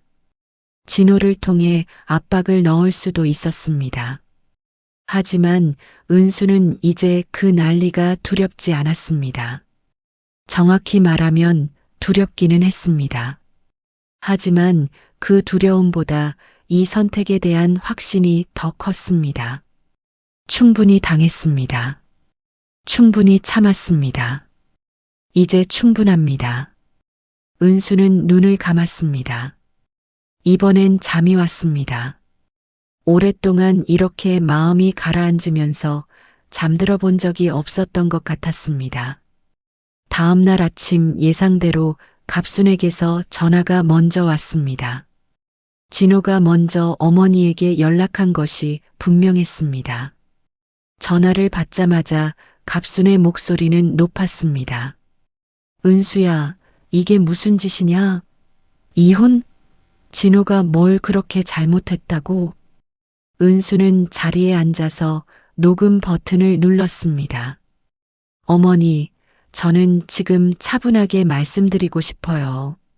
뭘 차분하게 말을 해. 갑자기 이혼 서류를 내밀어 놓고 너 지금 제정신이냐? 어머니, 저 명절 밤에 방 안에서 하신 대화 다 들었어요. 전화기 넘어가 갑자기 조용해졌습니다. 은수가 계속했습니다. 노트북 일부러 망가뜨린 거 맞죠? 제 길을 죽여놔야 집구석에 붙어 있다고 하셨죠? 그리고 아들도 알고 눈 감아줬다고 하셨죠? 침묵.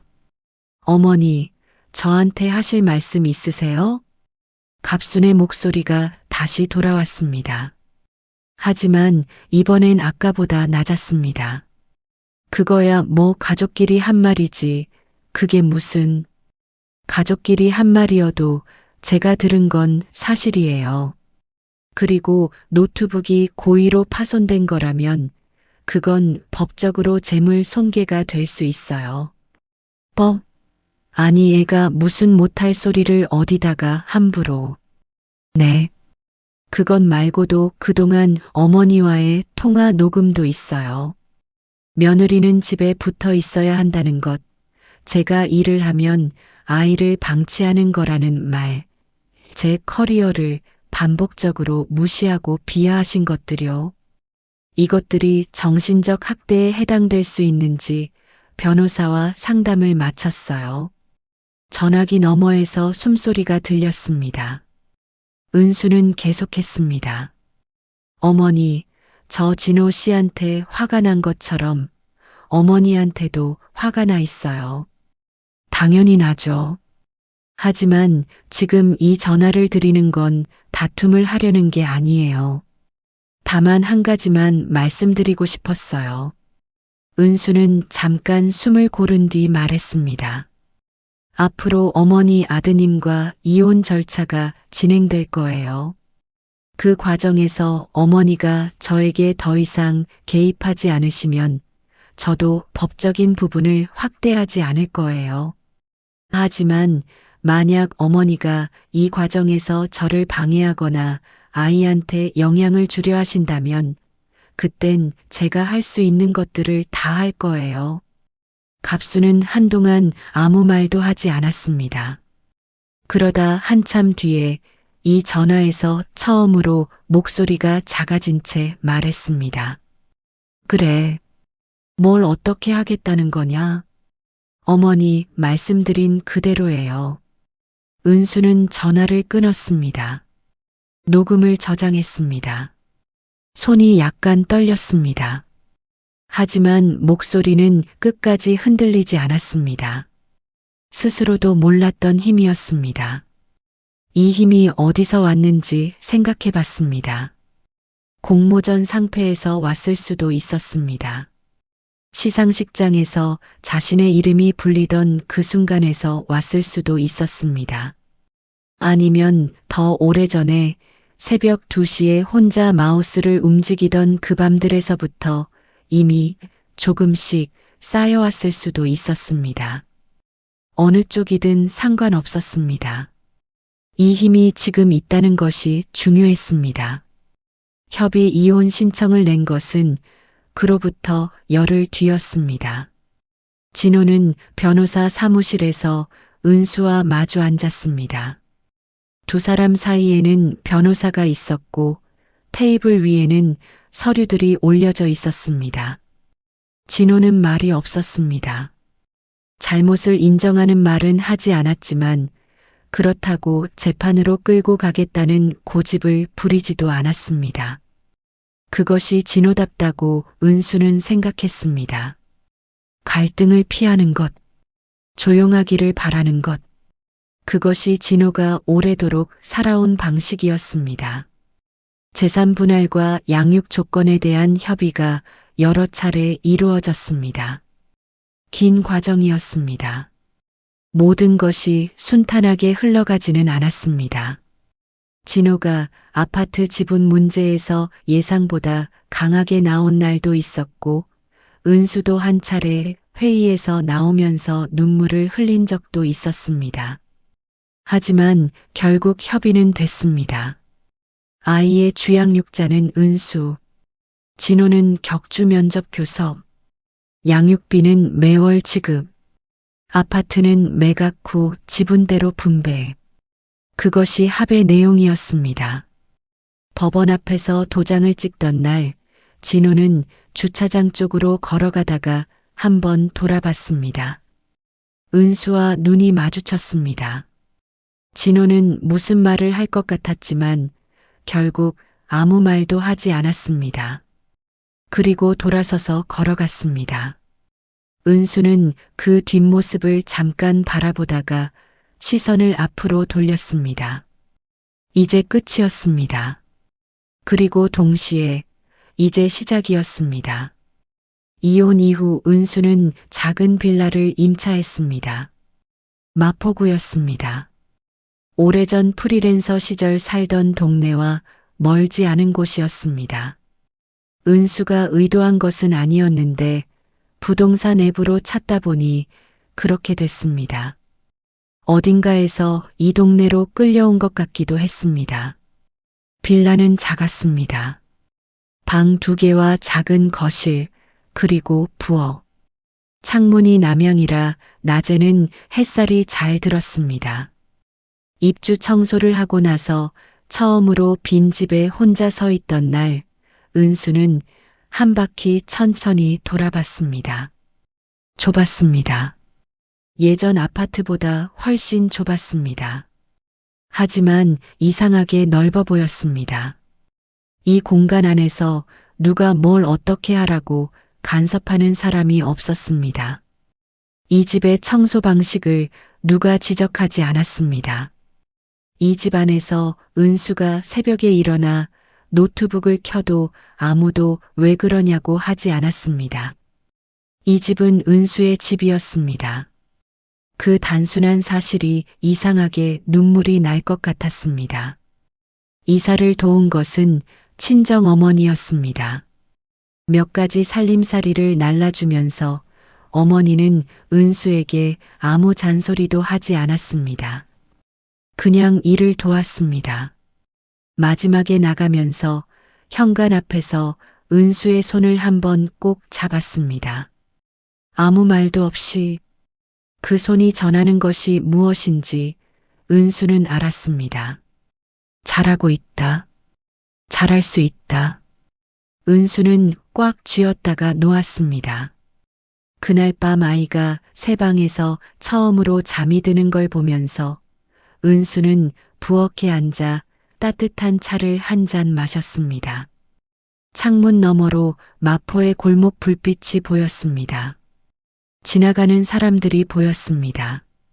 보통의 밤이었습니다. 아무 사건도 없는 조용한 밤이었습니다. 그 조용함이 이번엔 달랐습니다. 억눌린 조용함이 아니었습니다. 숨막히는 조용함이 아니었습니다. 그냥 편안한 고요였습니다. 은수는 차 잔을 두 손으로 감쌌습니다. 따뜻했습니다. 시상식에서 명함을 건넸던 관계자에게 연락이 온 것은 이사한 지 2달이 지났을 때였습니다. 공모전 수상작 중 일부를 실제 제품으로 만들어 보고 싶다고 했습니다. 디자이너와 직접 협업하는 방식으로 진행하고 싶은데 관심 있냐고 물었습니다. 은수는 그 메시지를 읽고 잠깐 핸드폰을 내려놓았습니다. 심장이 천천히 그러나 크게 뛰기 시작했습니다. 답장을 보냈습니다. 만나고 싶습니다. 미팅은 2주일 뒤였습니다. 은수는 그 2주일 동안 포트폴리오를 새로 정리하고 작업 방향에 대한 제안서를 작성했습니다. 예전처럼 새벽까지 앉아서 작업했습니다. 달랐던 것은 이번엔 숨겨서 하지 않았다는 것이었습니다. 아이가 보는 앞에서 책상에 앉아서 일했습니다. 아이는 가끔 다가와서 화면을 들여다봤습니다. 엄마, 이게 뭐야? 의자야. 엄마가 만드는 의자. 예쁘다. 그래. 은수는 웃었습니다. 미팅은 순조로웠습니다. 브랜드 측 담당자 2명과 2시간 넘게 이야기를 나눴습니다. 은수가 생각하는 방향과 브랜드 측이 생각하는 방향이 꽤 잘 맞았습니다. 구체적인 계약 조건은 따로 협의하기로 했지만 미팅이 끝날 때 양쪽 모두 기대감이 있다는 것을 느낄 수 있었습니다. 은수는 미팅을 마치고 나오면서 스마트폰을 꺼냈습니다. 아이한테 전화했습니다. 어린이집에서 아직 있을 시간이었지만 그냥 목소리가 듣고 싶었습니다. 3번쯤 울리다가 아이가 받았습니다. 담임 선생님이 대신 받아준 것이었습니다. 엄마야? 응, 나야. 오늘 어땠어? 좋았어. 친구랑 블록놀이 했어. 그래, 잘 됐다. 이따 데리러 갈게. 응. 은수는 전화를 끊었습니다. 가을 햇살 아래 걸으면서 잠깐 눈을 감았습니다. 좋았습니다. 오늘 하루가 좋았습니다. 그 단순한 사실이 지금 은수에게는 세상에서 가장 큰 것처럼 느껴졌습니다. 겨울이 시작될 즈음 은수는 그 브랜드와 정식 계약을 맺었습니다. 첫 협업 제품은 은수가 공모전에 냈던 작품 중 하나를 발전시킨 것이었습니다. 좁은 공간에서 사용하기 좋은 원목 사이드 테이블이었습니다. 나무 결을 살리면서도 현대적인 비례를 유지하는 것이 은수의 설계 의도였습니다. 브랜드 측 생산팀과 여러 차례 소통하며 세부 사항들을 조율했습니다. 샘플이 나왔을 때 은수는 한참을 그 옆에 앉아서 손가락으로 표면을 쓸었습니다. 나무 냄새가 났습니다. 오래전 마포 스튜디오에서 처음 일을 시작하던 때도 이 냄새였습니다. 그때의 기억이 손끝에서 돌아왔습니다.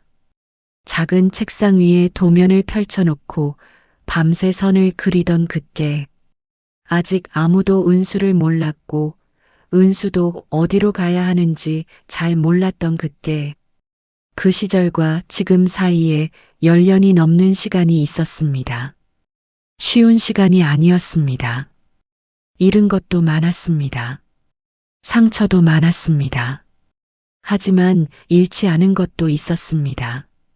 이 손이 기억하는 것들, 나무를 만지는 이 감각, 공간을 설계하는 이 눈, 그것들은 어디에도 팔지 않았습니다.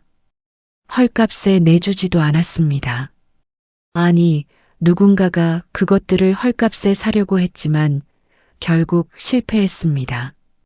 은수는 사이드 테이블의 표면을 한 번 더 쓸었습니다. 이것이 세상에 나갈 것이었습니다.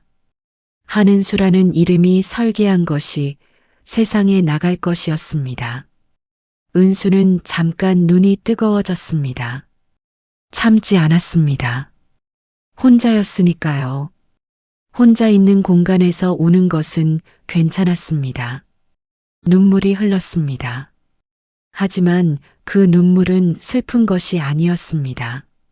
살아있다는 것이었습니다. 봄이 됐습니다. 은수의 작은 빌라 창문으로 벚꽃이 보이는 계절이었습니다. 아이는 초등학교에 입학했습니다. 첫 등교를 은수가 함께 했습니다. 새 가방을 메고 교문 앞에 선 아이가 한번 뒤를 돌아봤습니다. 은수가 손을 흔들었습니다. 아이도 손을 흔들었습니다. 그리고 안으로 들어갔습니다. 은수는 그 자리에 잠시 서 있었습니다. 교문 앞으로 다른 아이들과 부모들이 지나다녔습니다. 모두 바쁜 아침이었습니다. 평범한 봄날 아침이었습니다. 은수는 핸드폰을 꺼내 짧은 메모를 남겼습니다. 오늘도 잘 살고 있음.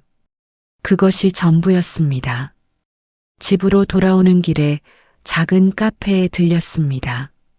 아메리카노를 한 잔 시켜 창가에 앉았습니다. 노트북을 열었습니다. 오늘 작업해야 할 도면이 있었습니다. 두 번째 협업 제품이었습니다. 이번엔 소파가 아닌 책상이었습니다. 어른과 아이가 나란히 앉아서 쓸 수 있는 높이 조절이 되는 책상이었습니다. 은수 스스로가 아이와 함께 쓰고 싶어서 제안한 아이디어였습니다. 은수는 화면을 켜고 도면을 불러왔습니다. 선을 하나 그었습니다. 지웠습니다. 다시 그었습니다. 조금 달랐습니다. 다시 지우고 다시 그었습니다. 그것이 일이었습니다. 수없이 긋고 지우는 것, 완벽한 선을 찾아가는 것. 은수는 그 지루하고 반복적이고 끝없는 과정이 좋았습니다. 이 선이 어딘가로 이어질 것이라는 것을 알고 있었습니다. 아직 완성되지 않은 것이지만 완성을 향해 가고 있다는 것을 알고 있었습니다. 그것으로 충분했습니다. 카페 창밖으로 벚꽃이 바람에 흩어졌습니다. 작고 하얀 꽃잎들이 공중에서 잠깐 떠다니다가 바닥에 내려앉았습니다. 은수는 그것을 보다가 다시 화면으로 시선을 돌렸습니다. 선을 그었습니다. 이번엔 지우지 않았습니다. 그해 가을, 은수의 첫 번째 협업 제품이 출시됐습니다. 작은 원목 사이드 테이블이었습니다. 인테리어 매거진 두 곳에서 짧은 소개 기사가 나갔습니다. 온라인 스토어에 올라간 첫날 예상보다 빠르게 초도 물량이 소진됐습니다. 그 소식을 들었을 때 은수는 마포빌라 작업실에 앉아 있었습니다. 작업실이라고 해봤자 원래 작은 방이었습니다. 책상 하나, 모니터 하나, 각종 자료들이 쌓인 선반 하나. 그게 전부였습니다. 넓지도 멋지지도 않은 공간이었습니다. 하지만 이 공간에서 은수는 매일 일을 했습니다. 여기서 그은 선들이 실제 물건이 돼서 세상에 나갔습니다. 누군가의 집 한쪽에 놓였습니다. 누군가의 일상과 함께하게 됐습니다. 그것이 은수가 원했던 것이었습니다. 협업 브랜드 담당자에게서 메시지가 왔습니다. 재고 추가 생산 들어갈 거고 다음 시즌 라인업 기획 시작하고 싶은데 미팅 일정 잡을까요? 은수는 잠깐 웃었습니다. 그러고는 답장을 보냈습니다. 네, 좋아요. 그것으로 됐습니다. 사람들은 가끔 은수에게 묻습니다. 어떻게 그렇게 용기를 낼 수 있었냐고. 혼자서 아이를 키우면서 일을 다시 시작하는 것이 무섭지 않았냐고. 떠나는 것이 두렵지 않았냐고. 은수는 그 질문을 받을 때마다 잠깐 생각합니다. 무서웠습니다. 두려웠습니다. 지금도 가끔은 두렵습니다. 아이가 아픈 날 혼자 병원에 가면서 생각보다 일이 잘 안 풀리는 날 밤에 누군가의 따뜻한 온기가 그리운 날 새벽에 두려움은 사라지지 않았습니다. 하지만 은수가 알게 된 것은 두려움이 없어져야 용기가 생기는 것이 아니라는 것이었습니다. 두려워도 한 발짝 내딛는 것, 그것이 용기였습니다. 그리고 그 첫 발짝은 거창한 것이 아니었습니다. 아이가 잠든 뒤에 노트북을 여는 것, 공모전 지원서를 작성하는 것, 법률 상담을 예약하는 것, 데이터 복구 업체에 문자를 보내는 것, 작고 조용한 발짝들이었습니다. 그 발짝들이 모여서 지금의 자리에 서 있게 됐습니다. 복수는 상대를 망가뜨리는 것이 아니었습니다.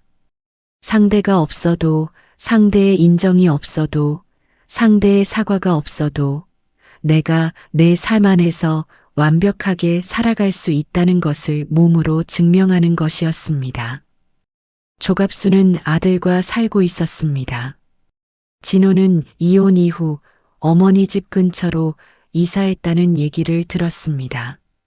그들이 어떻게 살고 있는지 은수는 더 이상 알지 못했습니다. 알 필요도 없었습니다. 은수에게 남겨진 것은 이 작은 작업실과 남양 창문과 초등학교 2학년이 된 아이와 그리고 아직 완성되지 않은 수많은 도면들이었습니다. 그것으로 충분했습니다. 아니, 그것이 전부였습니다. 그리고 그 전부가 은수에게는 가장 많은 것이었습니다. 오늘도 은수는 창문에 햇살이 들어오는 아침에 아이를 학교에 보내고 작업실로 들어왔습니다. 노트북을 열었습니다.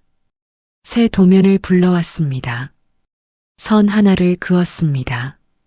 그 선이 어디로 이어질지는 아직 알 수 없었습니다. 하지만 괜찮았습니다. 이 선은 한은수의 손에서 나온 선이었습니다. 그것이 가장 중요한 것이었습니다. 여러분, 오늘 이야기 어떠셨나요? 재미가 있으셨다면 무료 버튼인 구독과 좋아요를 꼭 눌러주세요. 구독자 여러분께 건강과 행운이 넘쳐나시길 기도할게요. 그리고 여러분의 감상 의견도 댓글에 적어주세요. 저도 함께 소통하면서 힘을 얻고 싶습니다. 앞으로 더욱 따뜻하고 재미있는 사연으로 보답하겠습니다. 감사합니다.